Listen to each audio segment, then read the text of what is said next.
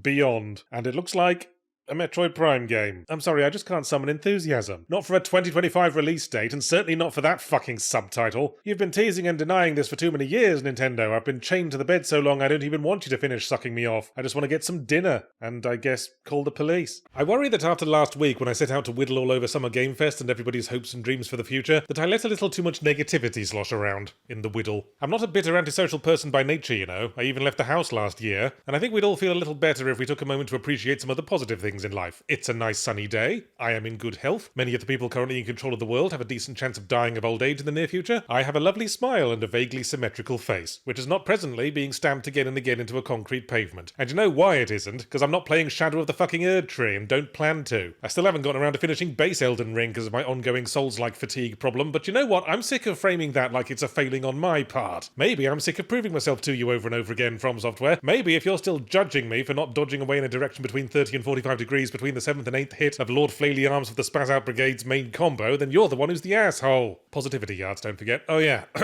I admire the way you've turned your 6 botched penis extension surgeries to your advantage, Lord Flaily Arms. And for this week, I'm going to review a recent indie game I actually really liked. Cryptmaster is its name, a first-person dungeon crawler of the classic retro kind, typified by games like Dungeon Master on the Amiga or the Might and Magic games, where you glide from grid square to grid square, rotating exactly 90 degrees to turn, and play as 4 heroes who've been sort of horrifyingly squashed together into a big blob of Play-Doh that moves as one. More specifically, we play as 4 dead legendary heroes who get resurrected in the depths of their subterranean resting place to act on behalf of the titular Cryptmaster, who wants to guide them upwards through several layers of dungeon to take revenge on the surface community that wants to keep them and every other mindless undead horror trapped in the underworld because because of their knee-jerk opposition to upward mobility in modern society, I guess. The first and most obvious selling point for Cryptmaster that's on full upfront display, like an extremely interesting opening paragraph tattooed across a delightful pair of jubblies, is the Cryptmaster himself. Yeah, he couldn't more obviously be a bad guy even without the skull face or the whole revenge on the living ambition, but he's such a joy to listen to. I was pretty much on his side by the end. Yeah, why are the living hogging all the nice surface beach resorts? It's just another form of racism, isn't it? I'm not a bad person just because I smell like a dying fart bubbling through the mushroom soup at Panera Bread. He's got a voice that's the midpoint between Vincent Price, Peter Lorre, and the G-Man from Half-Life that makes all his dry, sarcastic quips weirdly hypnotic. You remember that fad in the 90s for board games that came with a VHS tape? That's what this reminds me of. Moving your counter along a grid while an out-of-work actor with a weird face looks down on you the whole time taking the piss. Although it was annoying how he kept complaining about me walking into corners. Are you skulking again? No, it's called being thorough, asshole. You know, like what your plastic surgeon wasn't. But what really sold me was that in contrast to the old RPGs it's referencing, where the core gameplay was mainly clicking on things and not clicking on other things, Cryptmaster's core gameplay mechanic is, in a word, hangman. Your 4 dudes all have a word hanging over them with the letters blanked out. You acquire letters from solving puzzles and defeating enemies, and when you guess what their word is, it unlocks a new memory or combat skill, and then a new game of hangman begins. And this is where my recommendation of Cryptmaster has to have a great big qualification nailed to it. That is, I like it because I'm the kind of tiresome A-star in GCSE English smart-assed git who unironically enjoys playing bananagrams and gets perverse glee out of the discombobulated look on his 4-year-old's face when he uses words like discombobulated. If you're not into word puzzles, then this game is going to leave you behind and disappear over the horizon like a deadbeat vampire in the face of a garlic-scented bill for child support. Because we have a core progression system based around guessing the right word, constant optional puzzles about guessing the right word, a conversation system based around guessing the right word, several critical path boss fights based around guessing the right word, and a core combat system based around